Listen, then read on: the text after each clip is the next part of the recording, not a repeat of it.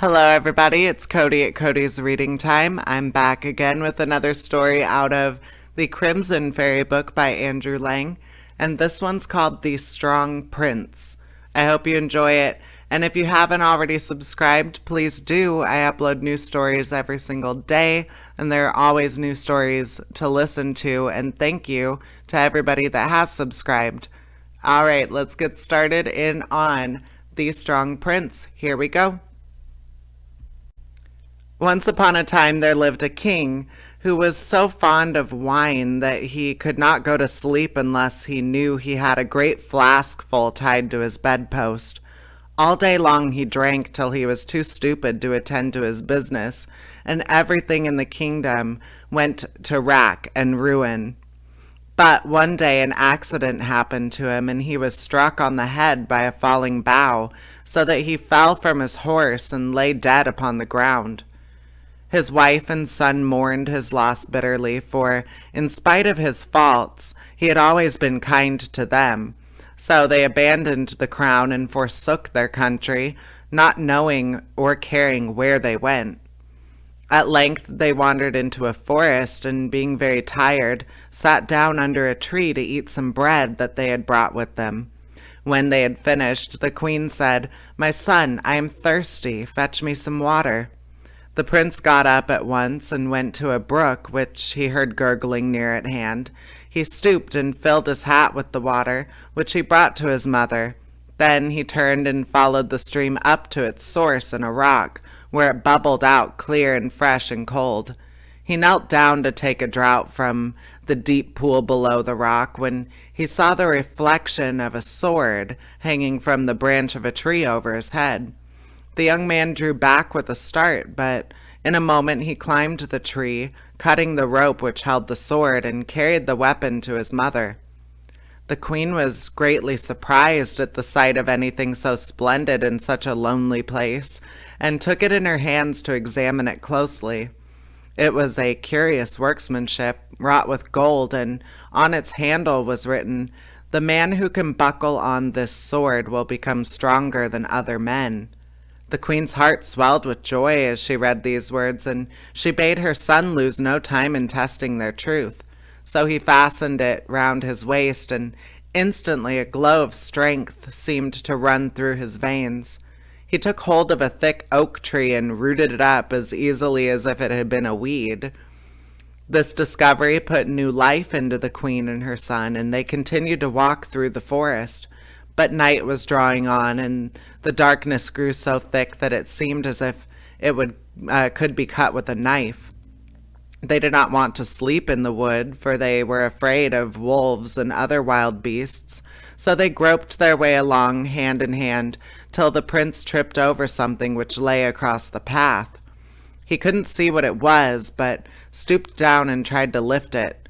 The thing was very heavy, and he thought his back would break under the strain.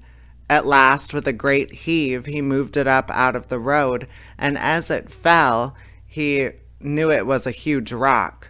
Behind the rock was a cave which it was quite clear was the home of some robbers, though no one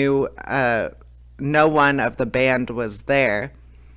Hastily putting out the fire, which burned brightly at the back, and bidding his mother come in and keep very still, the prince began to pace up and down, listening for the return of the robbers. But he was very sleepy, and in spite of all his efforts, he felt he could not keep awake much longer.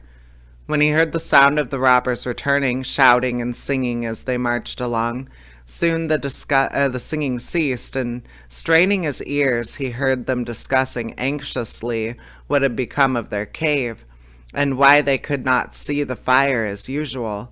"This must be the place," said a voice, which the prince took to be that of the captain. "Yes, I feel the ditch before the entrance. Someone forgot to pile up the fire before we left, and it has burnt itself out. But it is all right. Let every man jump across, and as he does so, cry, 'Hop, I am here.' I will go last. Now begin." The man who stood nearest jumped across, but he had no time to give the call which the captain had ordered, for with one swift, silent stroke of the prince's sword, his head rolled off into a corner. Then the young man cried instead, "Hop, I'm here." The second man, hearing the signal, leapt the ditch in confidence and was met by the same fate, and in a few minutes 11 of the robbers lay dead, and there remained only the captain. Now the captain had wound round his neck the shawl of his lost wife, and the stroke of the prince's sword felt harmless. Being very cunning, however, he made no resistance and rolled over as if he were dead as the other men.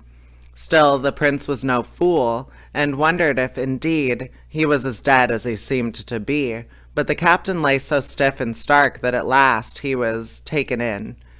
The prince next dragged the headless bodies into the chamber in the cave and locked the door.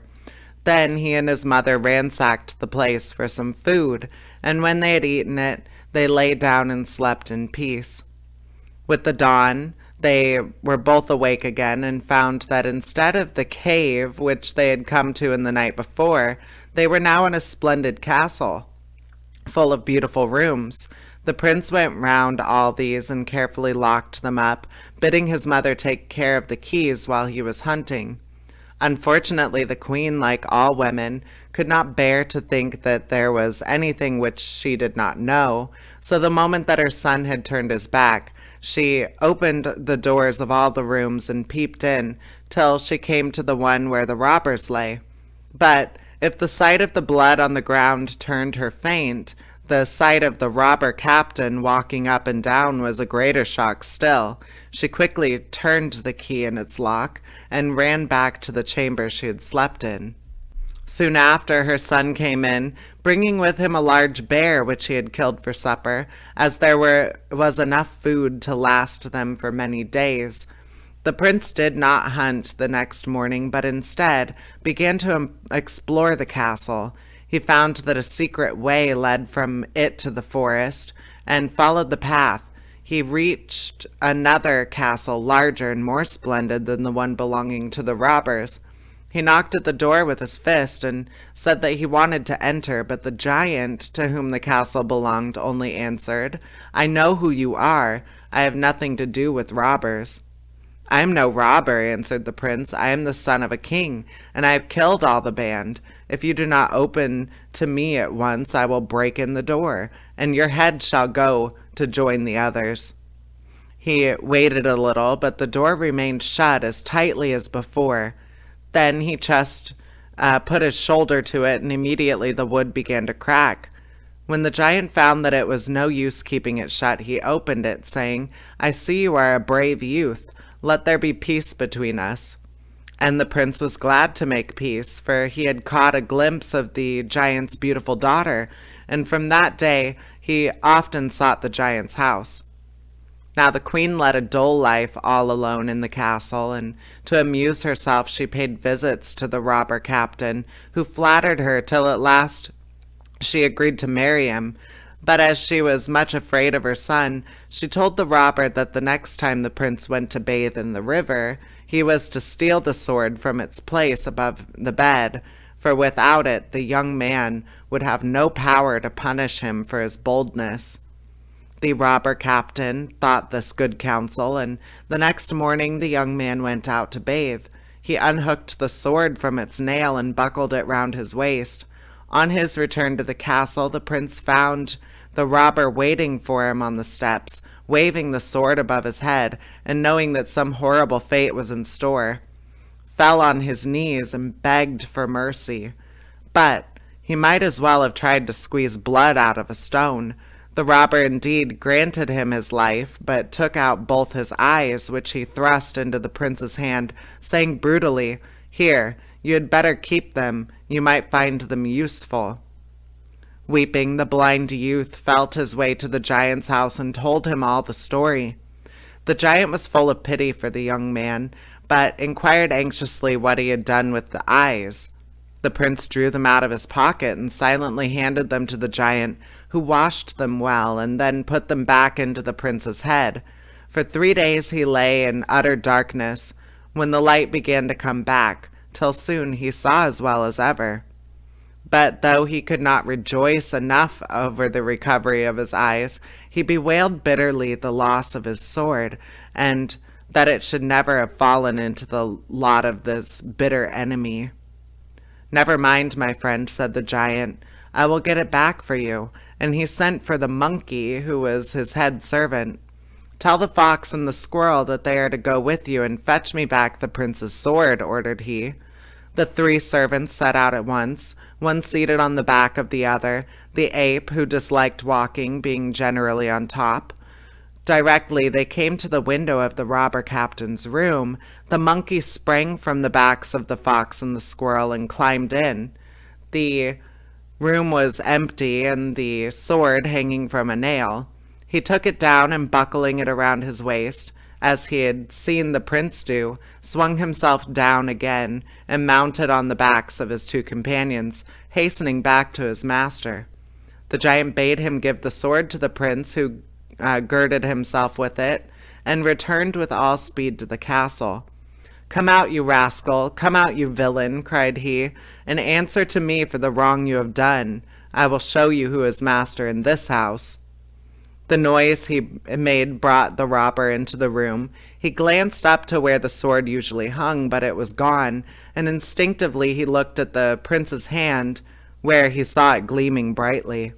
In his turn, he fell on his knees to beg for mercy, and it was too late. As he had done to the prince, so the prince did to him, and blinded, he was thrust forth and fell down a deep hole, where he is to this day.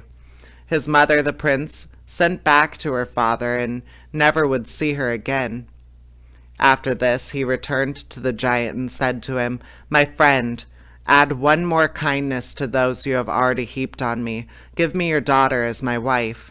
So they were married, and the great wedding feast was so splendid that there was not a kingdom in the world that did not hear of it. And the prince never went back to his father's throne, but lived peacefully with his wife in the forest, where if they are not dead, they are living still.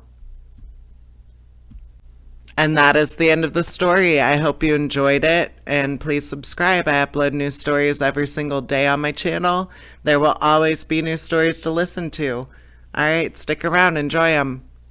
Bye-bye.